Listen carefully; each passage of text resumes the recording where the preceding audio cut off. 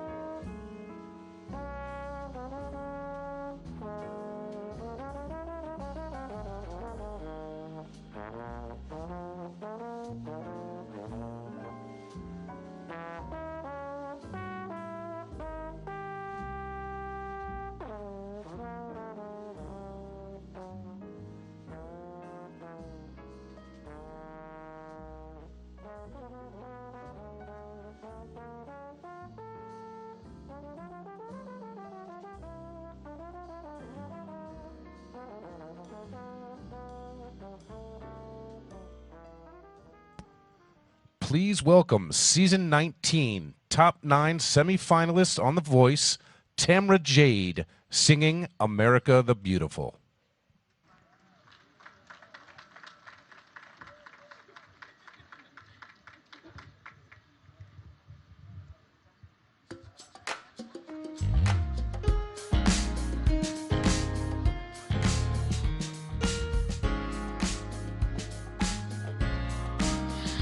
Oh, beautiful,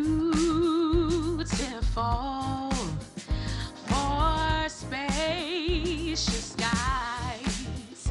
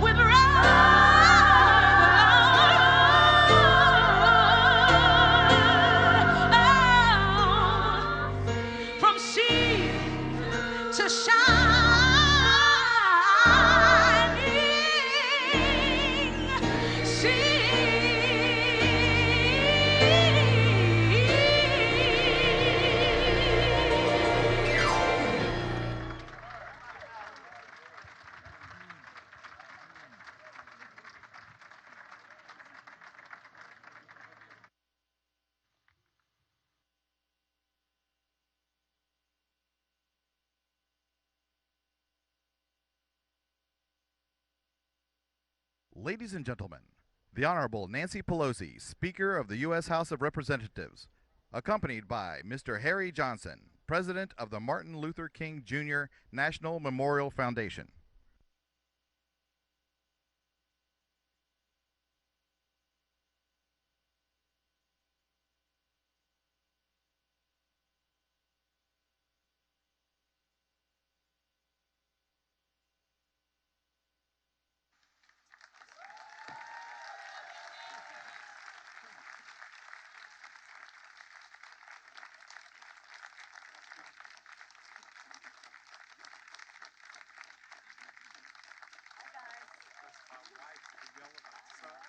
Ladies and gentlemen, the 46th President of the United States, Joe Biden, accompanied by Vice President Kamala Harris.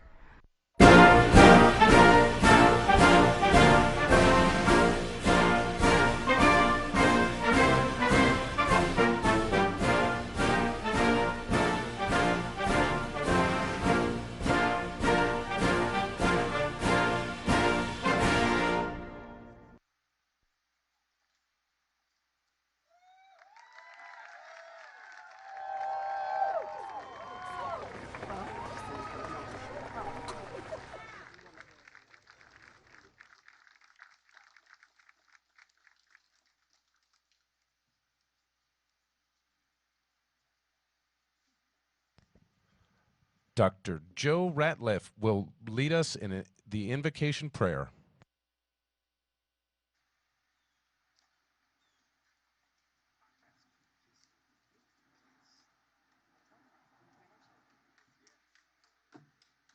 May we pray. Holy, holy, Lord God Almighty, this morning let our glad hearts rise to you. We confess the shadow of our turning from you. The darkness then overwhelms us. Our choices defeat us. We become afraid. We grieve your heart, harm others, and disappoint ourselves. So from your compassions that never fail, but are new every morning, unclench our hearts, cast away the darkness from our paths, soften our spirits with gentle grace, bind our wounds, touch our brokenness, open our angry fist, lance the poison of unforgiveness from our souls, and restore us to full communion with you, with others, and with ourselves. So teach us to know better what time it is in our lives, to apply our hearts to wisdom, our hands to service. We applaud this day as we remind ourselves of the work of Dr. Martin Luther King Jr., his love for justice for all. May such a worldview broaden our capacity to care for the least and the lost. May justice roll down like a mighty stream and drown our hate, our differences, so it may be. Amen. Ladies and gentlemen, to perform, please stay standing for the performance of Lift Every Voice and Sing. Please welcome Miss Michelle Fallon, the Artistic Director for the Children of the Gospel Choir.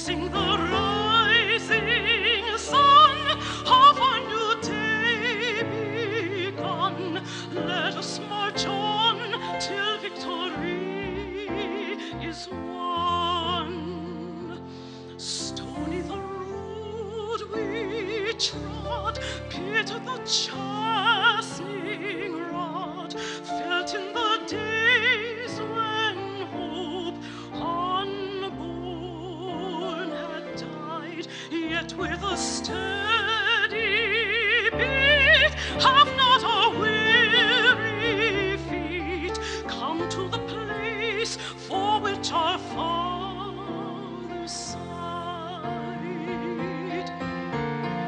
We have come over a way that with tears has been watered. We have come treading our path through the blood of the slaughtered.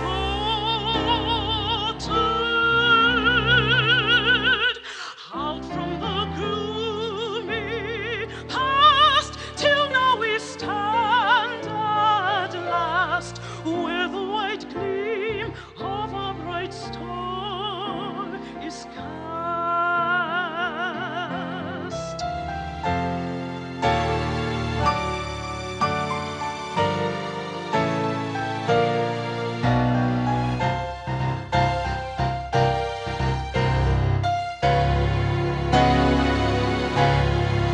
God of our weary years, God of our silent tears, Thou who hast brought us thus far on the way, Thou who hast by Thy might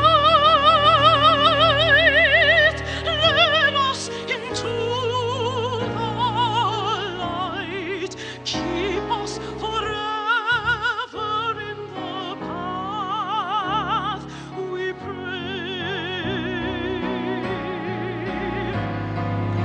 Lest our feet stray from the places, our God, where we met Thee, lest our hearts, drunk with the wine of the world, we forget Thee. Shadowed beneath Thy hand, may we forever stand true to our God, true to our native land.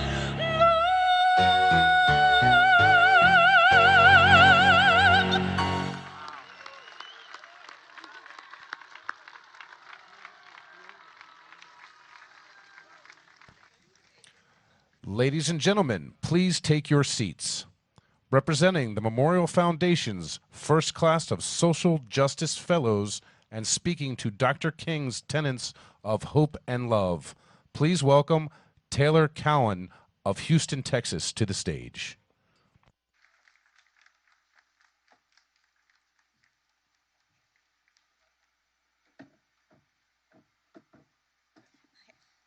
Good afternoon. I am Taylor J. Cowan, and I'm a first-year law student at Howard University School of Law.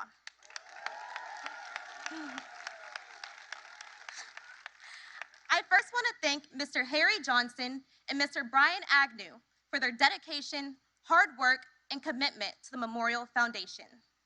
I am proud to represent the 50 fellows of the inaugural Social Justice Fellowship Program. It is an honor to be here to commemorate Dr. King and speak on a virtue about which I care deeply: love. Dr. King was and continues to be the embodiment of love. Love, as Dr. King most famously said, is the only force capable of transforming an enemy into a friend. As many of us have seen time and time again, love really is not the easiest virtue to live up to, especially during a time when discrimination, racism, and division surrounds us. Yet, when faced with the burdens of hatred, violence, and evil, Dr. King still chose to lead with love. When I was in the 6th grade and facing the typical challenges of a 12-year-old middle schooler, My dad first introduced me to a quote by Dr. King. The ultimate measure of a man is not where he stands in moments of comfort and convenience, but where he stands at times of challenge and controversy. Although the battle by which I'm confronted may change over time, King's words have provided me with light, meaning, and purpose throughout my life. That quote encouraged me to push past the self-doubt that came along with college and law school admissions, reminding me to love my personal journey, embracing all the ups and downs. King's words challenged me to see the best in everyone I encounter and to remember the good in humanity in spite of what I see on the news. And most importantly, that quote encourages me to be a light for others because at the end of the day, we are all human and could use a little love. As first-year law students, we are taught the intricacies of the law. At Howard in particular, we examine and question how the law is written and how laws impact Black people and people of color. That said, sometimes it is hard for me to see how love is written anywhere into the law, especially when it is used as a tool to spew injustice and attempt to reverse the progress that people like Dr. King and countless others have worked so hard to gain.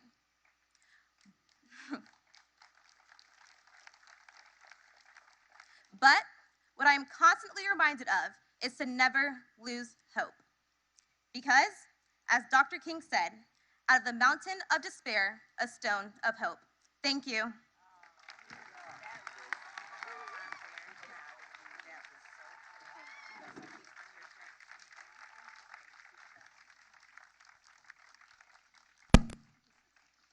Thank you, Taylor. That was so wonderful. Thank you so much. And we appreciate her being the inaugural class of our Social Justice Fellows Program. Thank you so much. And wow, she's from Houston, Texas. Who would have thought? Democracy, justice, hope, and love. Those are the four tenets that were central to Dr. King's vision. These tenets function as a reminder of what we aspire to become and how much further we have to go. Today, our next speaker lives up to Dr. King's four tenets every day as one of the most powerful and influential politicians in our country. House Speaker Nancy Pelosi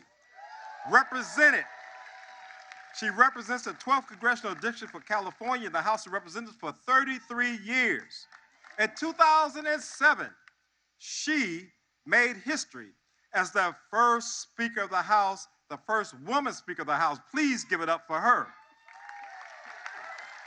Please welcome Speaker of the House, none other than the Honorable Nancy Pelosi. Oh my God, I'm good. Let me have it. Okay. I don't know if I have this or not. I can see you all better. Oh, hello, everyone. Mr. President, Madam Vice President, all the friends of democracy, justice, love, and hope who are here today. And thank you, President Harry Johnson, for your kind introduction. To you and Chairman Guy Vickers, thank you for bringing us together for this beautiful event in your organization's stewardship of these tributes to Dr. King. Let's hear it for Harry Johnson and Guy Vickers. That's an applause line. It's always a thrill. I'm sure I can speak for everyone here. It's always a thrill to return to MLK Memorial and to do so today as we celebrate 10 years since the dedication when we were joined by President Barack Obama and our former colleague, the beloved Congressman John Lewis. On that day, John Lewis said this. He referred to the monument as a monument to peace, to love, and to nonviolent resistance on the front yard of America to symbolize the cornerstone of our true democracy. Dr. King's presence on the front yard of America with Presidents Washington, Presidents Lincoln, Presidents Jefferson, well, his presence, while not a president, has brought luster to the front lawn, has brought justice to the front lawn, and has brought many, many more children to the front lawn of America. Today, it is a privilege, I know, for all of us to return to the mall with so many who are here for that dedication, so many who played a role in the idea and then the fulfillment of that idea of this monument. And that are many members of the Congressional Black Caucus who are here today. They are led by our chair now, Joyce Beatty, and I want them all to rise. The members of the Congressional Black Caucus.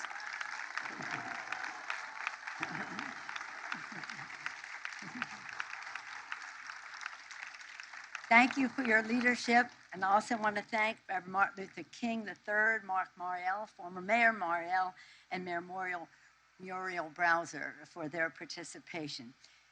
And isn't it a thrill and an honor to be here, a privilege to be here with President Biden today? Thank you, President Biden. And how proud are we that we are here with the first woman and the first African-American Vice President of the United States.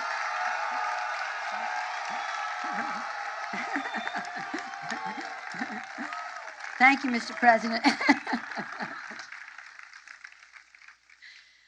Nearly 60 years ago, well, it was actually 58, I remember because I was here, but I couldn't stay to see the speech because I had to leave to go get married. So now I know how many years ago it was because that's how many years I've been married. But it was such an occasion to see so many people converging on Washington, D.C., among others, our dear John Lewis. And to hear, for people to hear Dr. King, not far from here, deliver his immortal call to action. Now, he said, is the time to make real the promises of democracy. Now is the time to make justice a reality for all of America's children. So as was said, I'll speak about that democracy. We must make real the promises of democracy for families lacking affordable health care, child care, lacking good-paying jobs with dignity and justice. We must make real the promise of democracy for Americans denied their right to vote and have equal justice under the Constitution. We must make real the promise of democracy for communities of color facing police violence and racial injustice.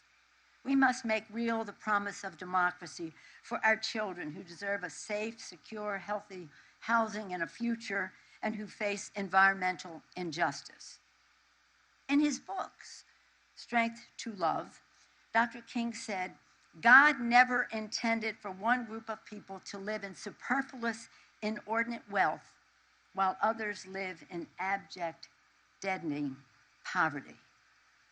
That challenge, that call to action, could not be more important than it is today as our president proceeds to build back better. Dr. King often preached that change does not roll out on the wheels of inevitability, but comes through continuous struggle. From the earliest days of our democracy, freedom-loving people have struggled to create change for our nation.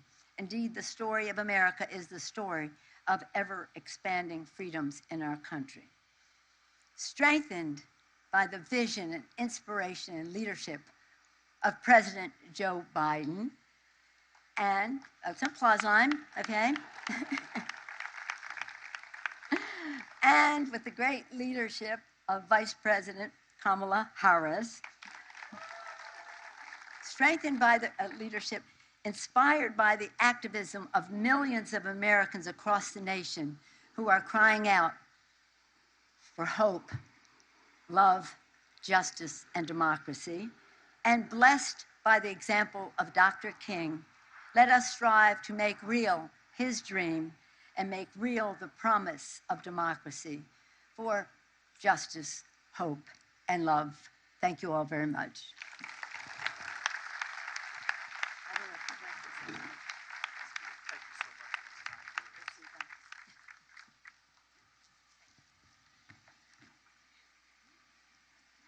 And now, it is my honor to introduce the Vice President of the United States, but I'm going to ask all men of Alpha Phi Alpha to please stand at this time and let the vice president know that you are in the house.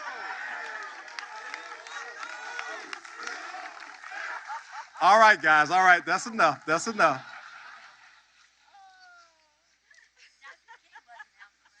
Yes, he was. So Dr. King was indeed an alpha, and it was the Alpha Phi Alpha fraternity that came up with the idea to build this memorial in honor of Dr. King. So we could never take that away from the men of Alpha Phi Alpha. I see y'all down there, the Kappas and Omegas, but it was an alpha idea. I digress. I am sorry. Mr. President, forgive me. Madam Vice President, forgive me. I am now honored to introduce our next speaker, the Vice President of the United States, Kamala Harris. Vice President Harris has dedicated her life to public service, having previously been elected District Attorney of San Francisco, California, Attorney General of that state, and the United States Senator, and now Vice President. She is the first woman, the first Black American, and the first South Asian American to be elected Vice President, and was the case with any other officials of offices that she held. The through line from Dr. King to Vice President Harris started for her at an early age, when her parents would bring her to civil rights demonstrations. She has said those demonstrations introduced her to her role models, ranging from Supreme Court Justice Thurgood Marshall, another man of Alpha Phi Alpha, to civil rights leader Constance Baker Botley, and their work motivated her to become a prosecutor. From her time as an undergraduate student here in Washington, D.C. at Howard University through today, she has been a leader in this country for human rights, and we are so honored to have her here today.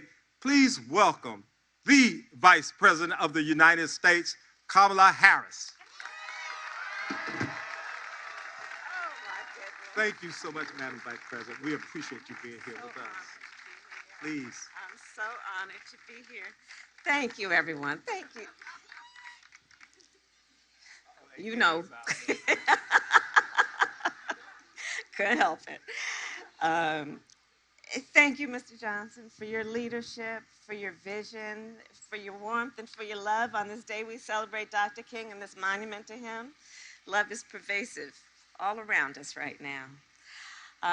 Speaker Nancy Pelosi, thank you for what you are doing. I have known the Speaker for a very long time, having started my elected career in San Francisco. She has always been who she is today, a fighter for working people and a voice for those who must be seen and known, and to whom all deserve kind of dignity that God intended.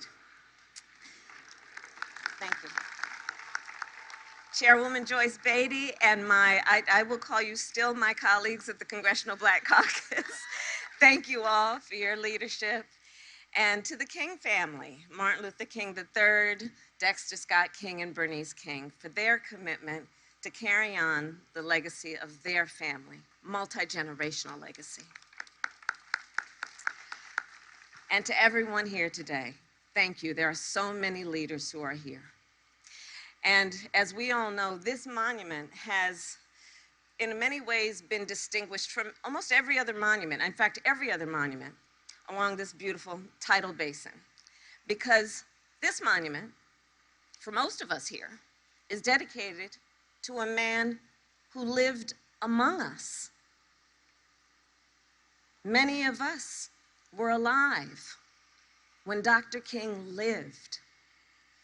This monument, whatever your age, is dedicated to a man whose voice we can still hear, whose words still echo, not only across this city, but throughout our country and our world. Dr. Reverend Martin Luther King Jr. was a prophet. He was a prophet in that he saw the present exactly as it was, being clear-eyed, and he saw the future as it could be. And he pushed our nation toward that future. And it's important to remember, Dr. King pushed even as on a daily basis his character was being maligned. He pushed even as his family on a daily basis was being threatened. He pushed even as his very life was in jeopardy.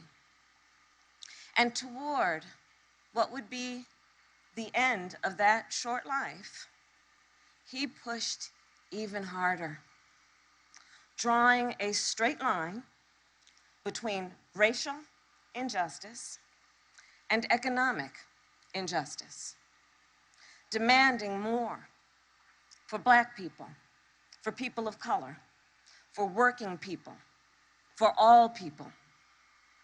And it may not sound radical now, it was radical then. So as we remember his life and celebrate the anniversary of this beautiful memorial, let us be guided by those same connections he made as they exist today. Racial injustice today is inextricably linked to economic injustice, to the impact of the climate crisis, to the impact of COVID-19, and to the threats to our democracy. And I believe then, knowing and seeing that, the path forward is clear. We must put people to work in good union jobs and invest in the care, the child care, the home care that people need to be able to go to work. We must reform our criminal justice system and our immigration system. We must defend and strengthen the right that unlocks all other rights, the right to vote. And as we all know, in 2013, the Voting Rights Act that Dr. King and so many others fought for was gutted by the Supreme Court decision in Shelby v. Holder. That decision opened the floodgates for the anti-voter laws we see being passed in states throughout our country today. And to be sure, we should not have to keep fighting so hard to secure our fundamental rights, but fight we must, and fight we will.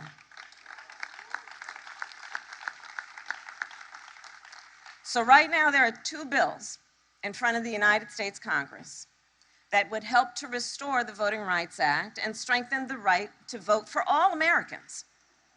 The Freedom to Vote Act and the John Lewis Voting Rights Advancement Act. These two bills are among the broadest efforts to protect and strengthen the right to vote since Dr. King died. But yesterday, as Senate Democrats voted to advance the Freedom to Vote Act, Senate Republicans voted against even debating it, as though it's not a debatable point. They refuse to even come to the table to talk about it. Well, today, I am reminded of the words, we all are, the many words we've heard, including from our young leaders. The words of Dr. King's partner in that struggle, Coretta Scott King. And she said, and I will paraphrase, freedom is never really won. You earn it and you win it with every generation. With their sweat, with their tears, and with their blood. The leaders of the civil rights movement and the coalition they built won the Voting Rights Act. These were young men and women. After all, we remember Dr. King was only 39 years old when he died. And yet, they knew their power. They knew that there is real power when your cause is just. And they used then that power to push Democrats and Republicans to pass that landmark bill. So today, As a nation, we must summon our own power.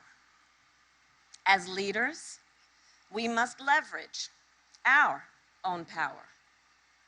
And we all have a role to play. And the President and I are clear on ours. We are and must be unwavering in this fight. And we must use our voice to call out any effort to obstruct justice.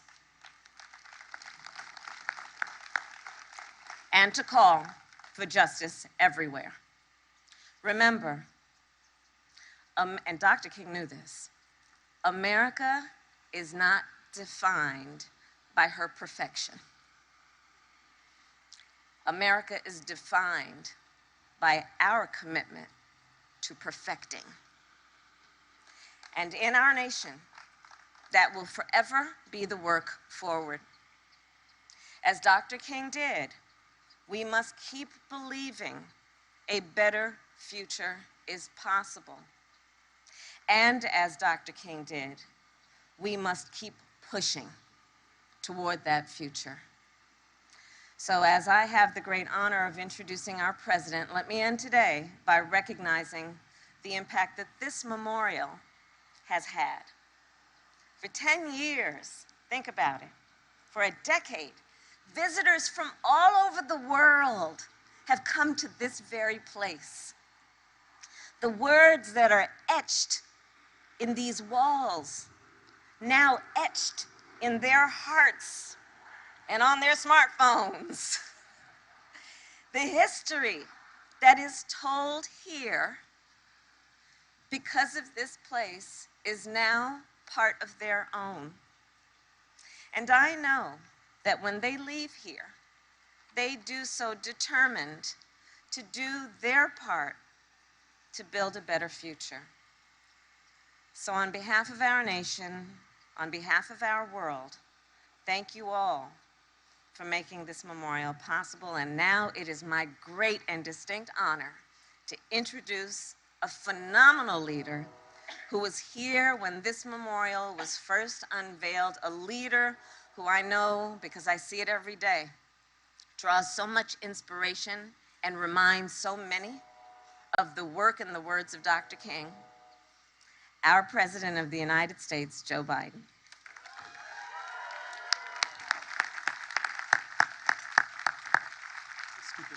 I got it. Thank you, Kamala. Thank you all so very much.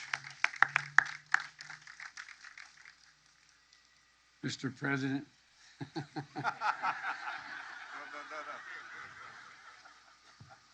Harry, thank you for your stewardship. You know, here in the heart of the capital of the United States of America, the tensions and the heat of the nation are vividly on display. Dr. King stands determined and brave, looking out the promised land. Across the tidal basin stands another giant of our history, Thomas Jefferson, whose words declared the very idea of America, that we are all created equal, endowed by or created with certain inalienable rights. We all deserve to be treated equally throughout our lives. To state the obvious, and no audience knows it better than this one, we've never lived up to that idea. But we've never walked away from it fully. We've never walked away. In his sermon to the march in Washington, Dr. King called on all America to live up to the full meaning and promise of our Declaration of Independence. And so, they stand here in perpetuity, in timely and timeless conversation that inspires us and challenges us, reminds us how far we've come, where we need to go, and how much longer the journey is. And it's a conversation that shapes our days and that we must carry forward. Madam Vice President, Madam Speaker, Chair of the Black Caucus, Petey, Congressional Black Caucus members, the Memorial Foundation, leaders of faith and community, distinguished guests. From here, we see the ongoing push and pull between progress and struggle over the self-evident truths of our democracy. And in our nation, we now face an inflection point in the battle, literally, for the soul of America. And it's up to us together to choose who we want to be and what we want to be. I know the progress does not come fast enough. It never has. And the process of governing is frustrating and sometimes dispiriting. But I also know what's possible. If we keep the pressure up, if we never give up, if we keep the faith, we're at an inflection point. I know I've maybe overused that phrase, but it is an inflection point in American history in delivering on economic justice.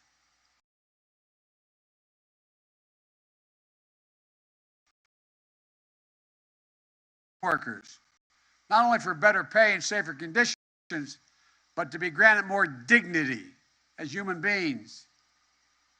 In our time, it's about recognizing that for much too long, we've allowed a narrowed and cramped view of the promise of America.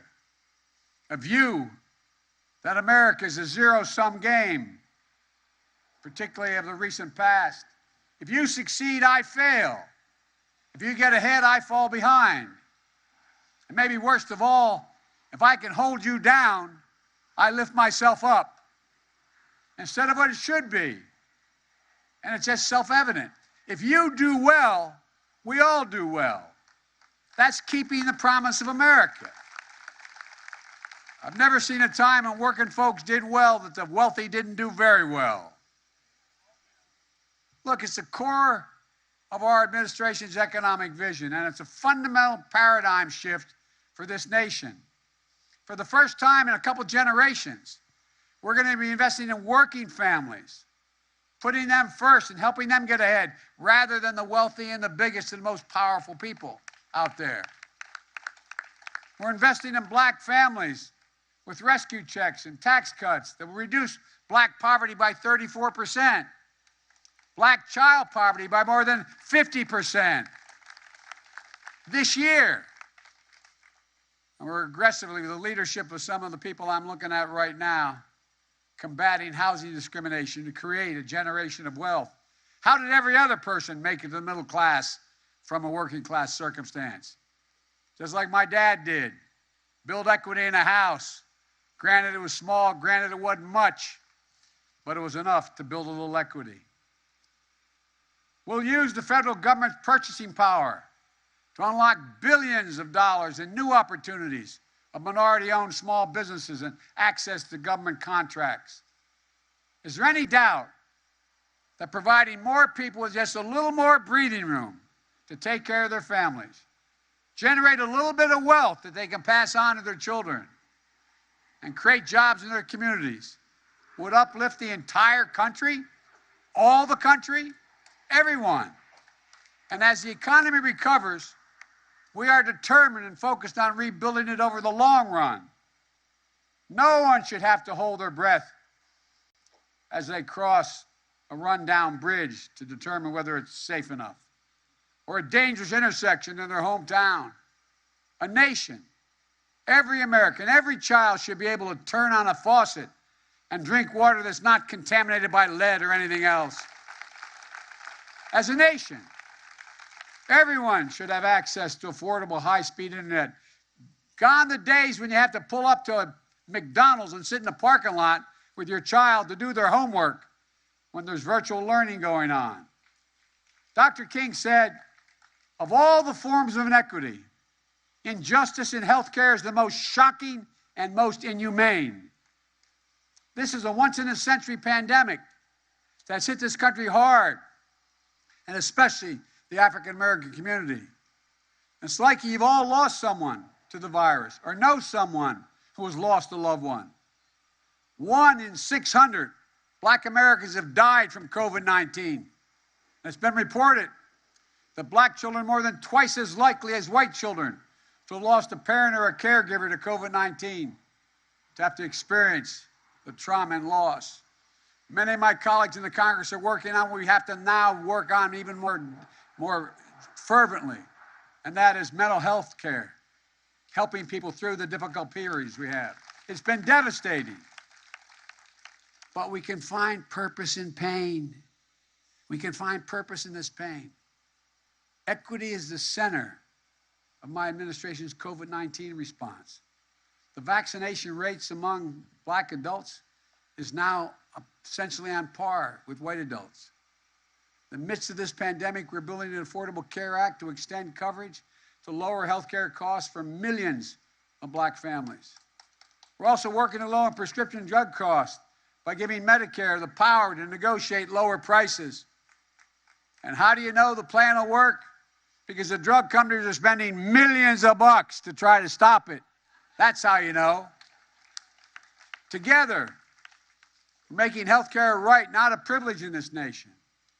And for the millions of you who feel financially squeezed in raising a child while caring for an aging parent, the so-called sandwich generation, we want to make elder care affordable and accessible so your aging loved ones can live with greater independence and dignity.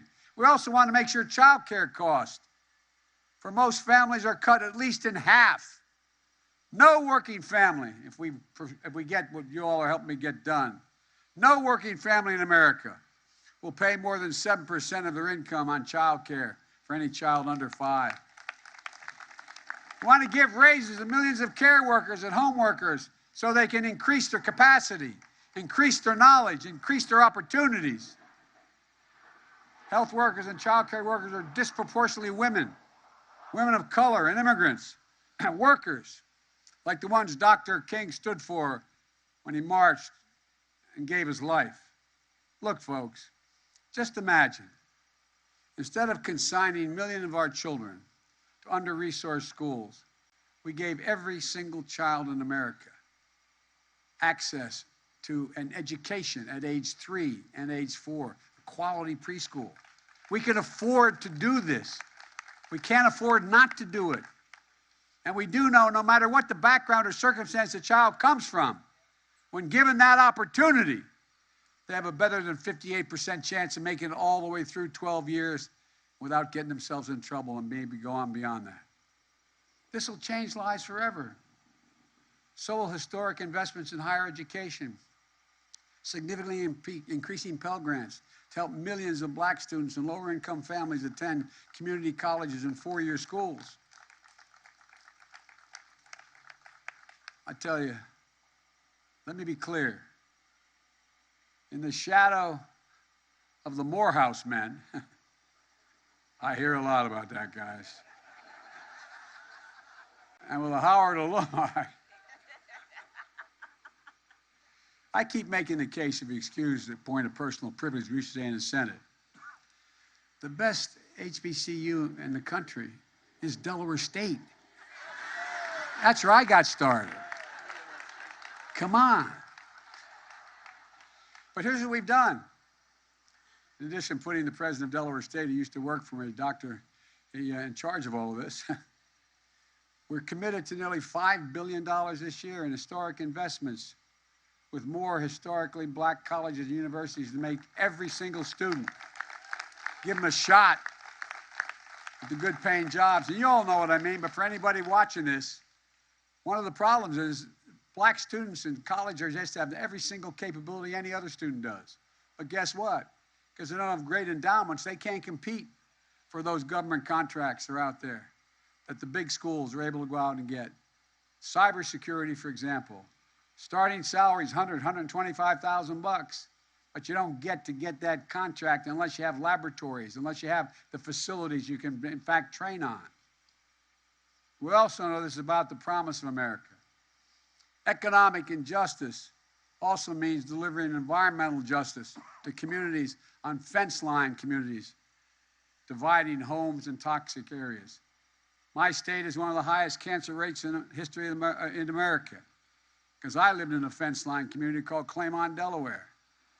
We used to get up in the morning, not a joke, when I get driven to the little school I went up the street, turn on the windshield wiper in the fall, the first frost, and literally be an oil slick in the window, not a joke. an oil slick in the window. That's why an awful lot of us, including me, have bronchial asthma.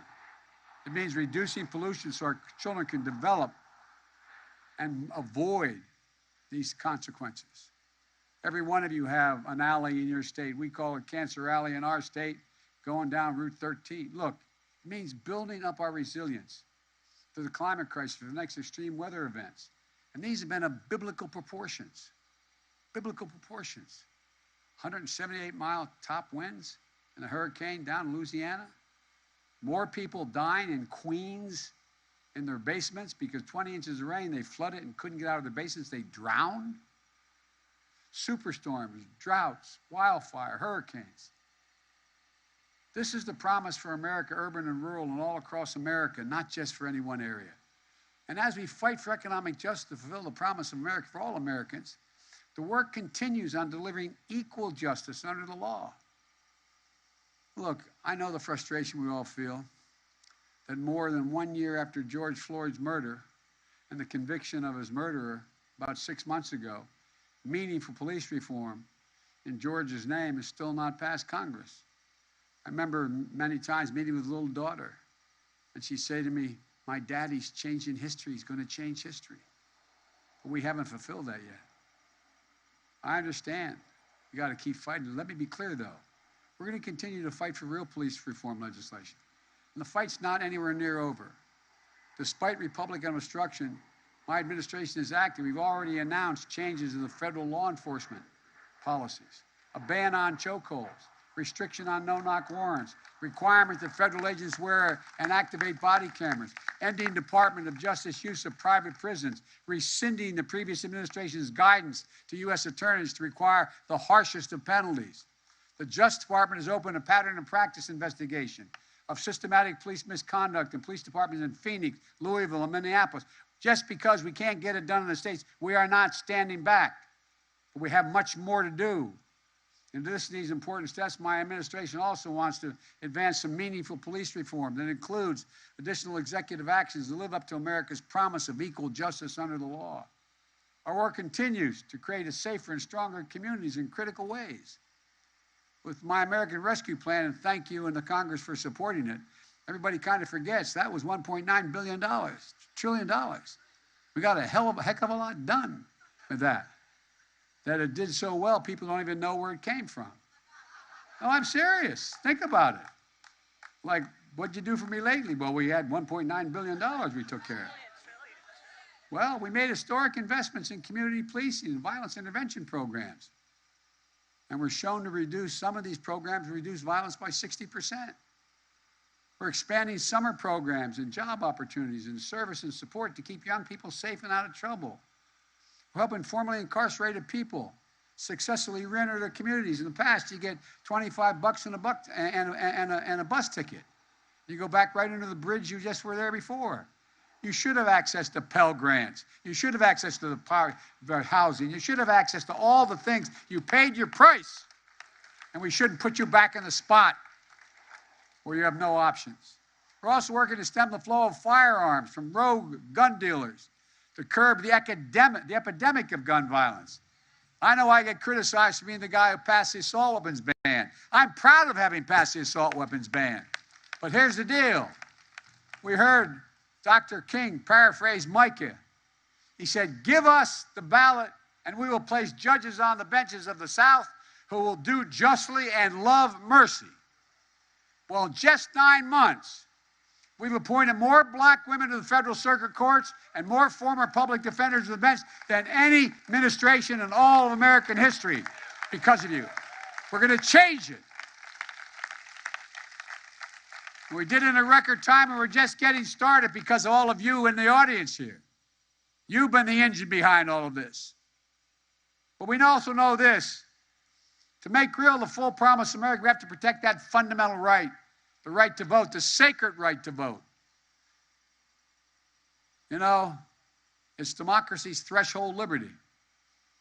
With it, anything is possible. Without it, nothing is. Today, the right to vote and the rule of law are under unrelenting assault from Republican governors, attorneys general, secretary of state, state legislators, and they're following my predecessor the last president into a deep, deep black hole and abyss. No, I really mean it. Think about it. This is what got me involved in civil rights as a kid when I was 26 years old. It gave me, I love reading about how Biden knew he was going to run for president. Hell, I didn't know I was even going to be able to run for the county council. I didn't even want to.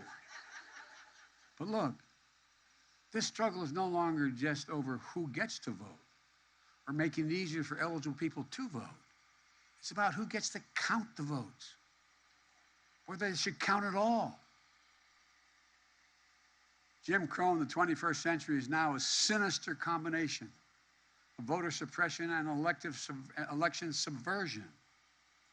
My fellow Americans, I thought at one point that I had been able to do something good as chairman of the Judiciary Committee.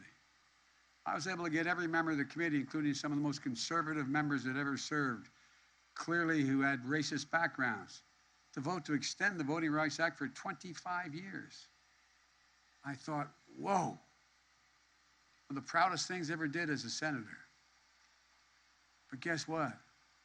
This means that some state legislatures want to make it harder for you to vote. And if you do vote, they want to be able to tell you whether or not your vote counts. That's not happened before. They want the ability to reject the final vote and ignore the will of the people. If their preferred candidate, black or white or Asian or Latino, doesn't matter if their candidate doesn't win. And they're targeting not just voters of color, as I said, but every voter who doesn't vote the way they want. I have to admit to you,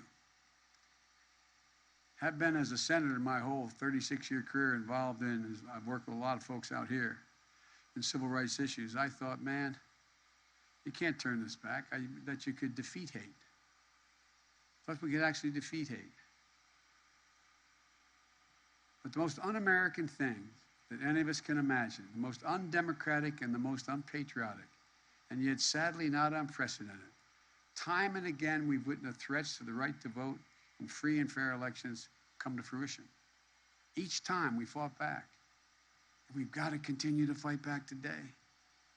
I want to thank Martin Luther King III for leading marches on voting rights during the anniversary of the March on Washington on August 28th.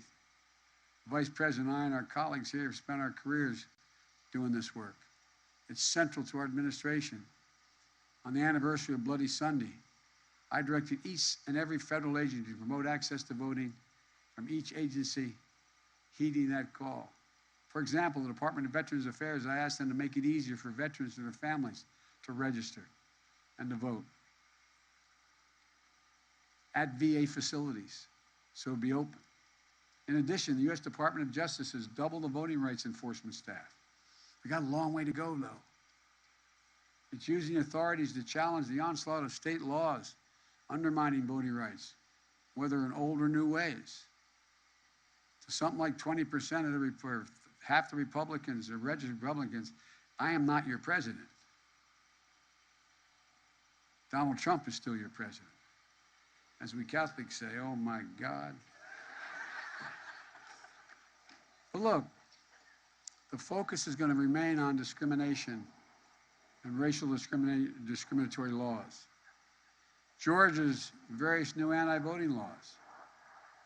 And let's be clear about Georgia, Dr. King's home state and the home state of someone who has literally stood in his shoes as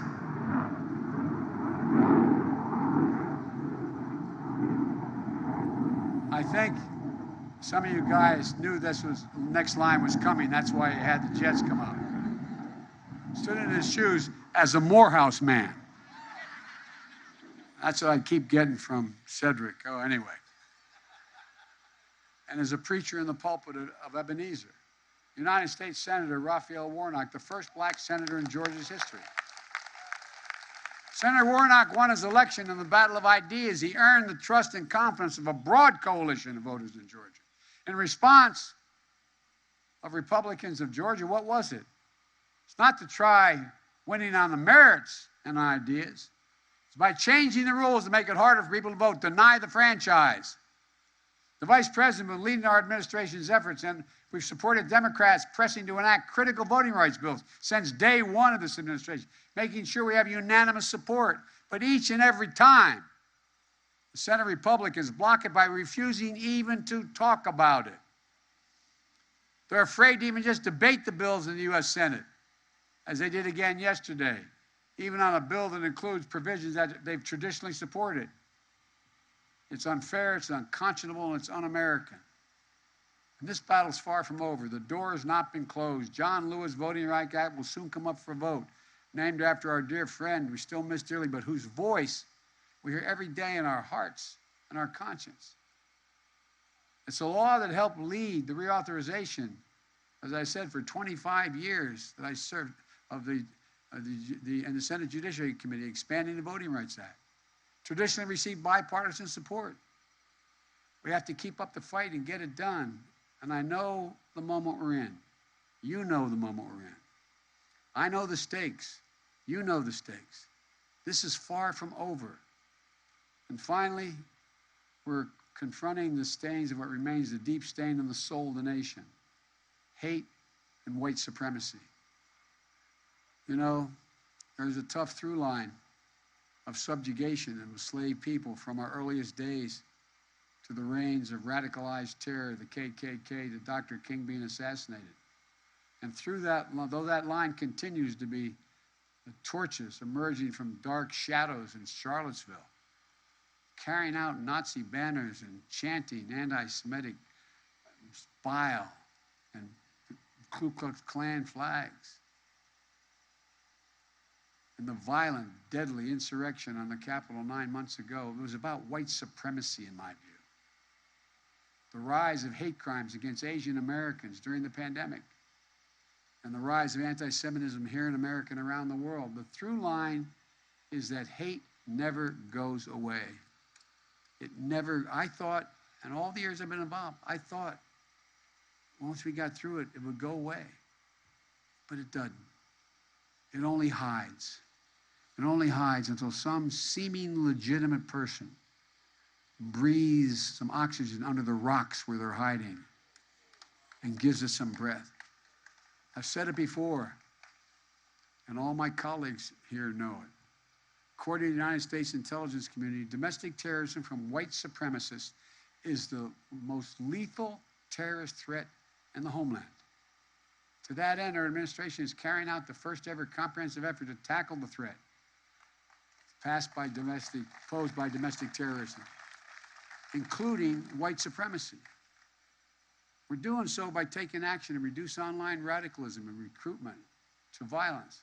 We're also disrupting networks that inspire violence and domestic terrorists by providing resources to communities to build resilience. We cannot and must not give hate any safe harbor. Any safe harbor. My fellow Americans, standing here reminded of the goal of the Southern Christian Leadership Conference, which Dr. King led, and I quote, he said his goal was to, quote, redeem the soul of America. That's what's at stake here, the soul of America. And we know that it's not the work of a single day or a single administration or even a single generation. But here we stand with Dr. King to show out of struggle, there's progress. Out of despair, there's hope. From the promise of equality and opportunity, of jobs, justice, and freedom, we see Black excellence, American excellence, Black history as American history, and a defining source of the might of this nation. That's why we're here today, to renew our own courage in the shadow and the light on the shoulders of Dr. King, Coretta Scott King, and all those known and unknown who gave their whole souls to this work. The courage to confront wrong and to try to do right, the courage to heal the broken places of the nation, the courage to see America whole, to acknowledge where we fall short, to devote ourselves to the perfection of the union that we love and we must protect. For if we can summon the courage to do these things, we'll have done our duty, honored our commitments, brought the dream of Dr. King just a little bit closer to reality. It's the highest of callings. It's the most sacred of charges. And it's what, with the help of God, we can do now. So let's go forth from this sacred place, tumbled in turmoil with hope and promise of a nation always seeking, always thriving, always keeping the faith. Because, folks, you know, I know my colleagues in the Senate used to always kid me for quoting Irish poets on the floor. They thought I did it because I was Irish. It's not the reason. They're just the best poets in the world.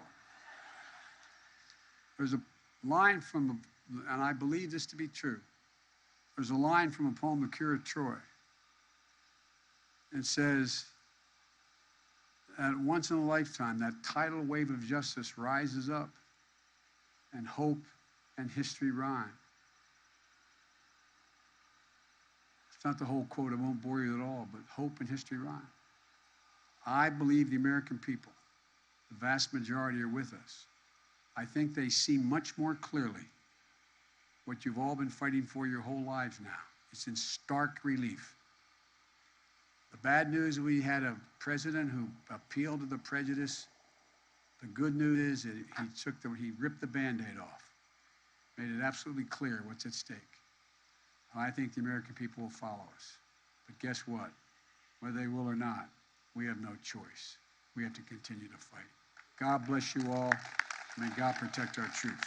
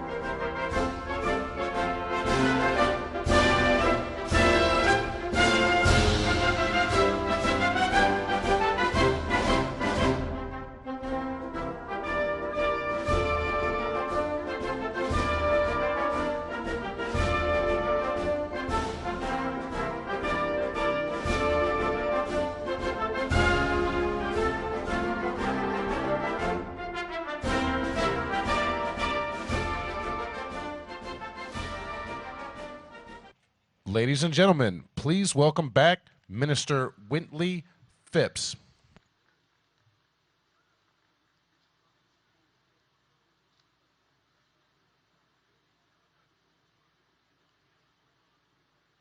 Kevin, tell the Alpha members of Congress about the lunch. Cleaver, about the lunch at 1:30.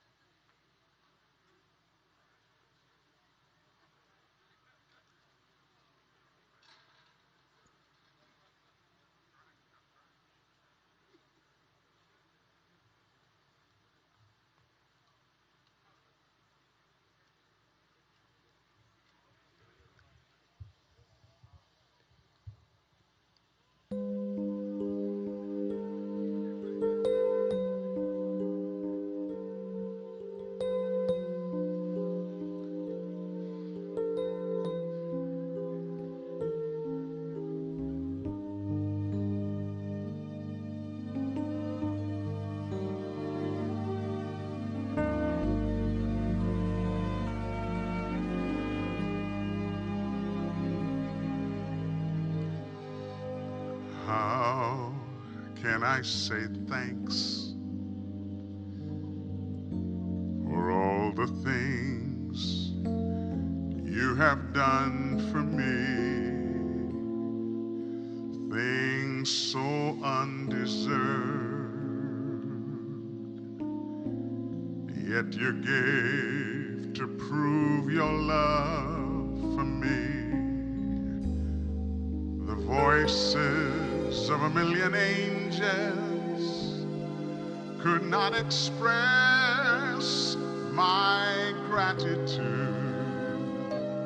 All that I am and ever hope to be, I owe it all to thee. To God be the glory. To God be the glory. To God be the glory for the things he hath done.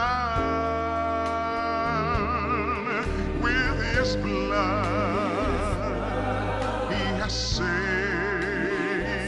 me. With his power he has raised me. To God be the glory for the things he hath done. Just let me live my life and let it be pleasing, Lord, to thee. And should I gain any praise, let it go to Calvary.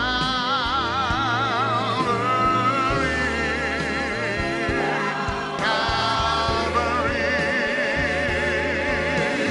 Oh, with his blood he has saved me. With his power he has raised me. To God be the glory for the things he hath done. To God be the glory for the things, for all the things, for all the things he hath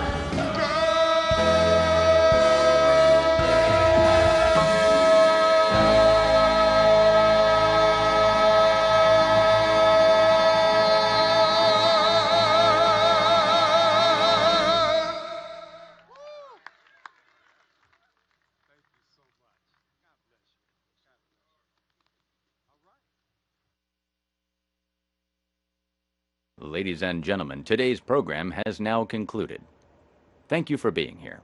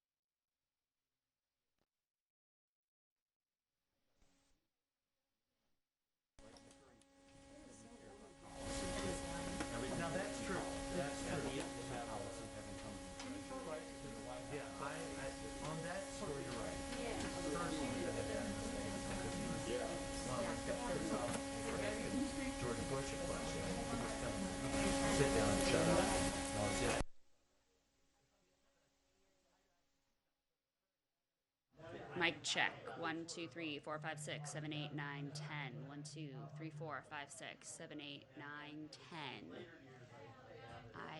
Do you need me to keep going? Mic check. 1, 2, 3, 4, 5, 6, 7, 8, 9, 10. Jay, are we all good? 1, 2, 3, 4, 5, 6, 7, 8, 9. Okay. Brian, you good?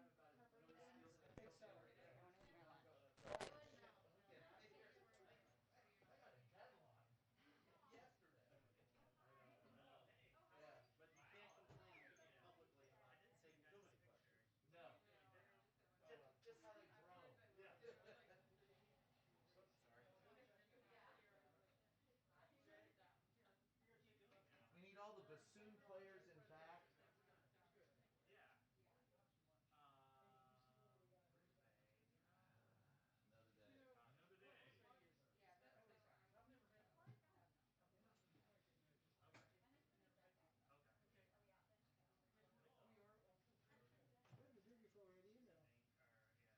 They delay it? You actually talked to people. Did they delay it? Huh? Did they delay it again? To 2:30, Brian. 2:30? At least got here by 30.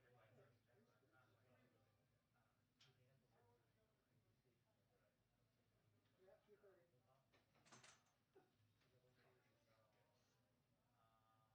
That probably won't go off until 2:45, 3.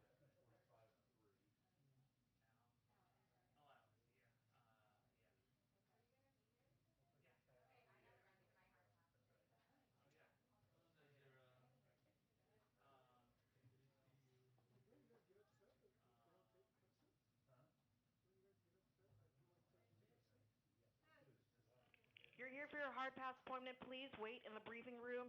If you haven't filled out the vaccine attestation form, come to lower press and I will give you a form. Please stay in the briefing room until we give you further instruction. Thank you.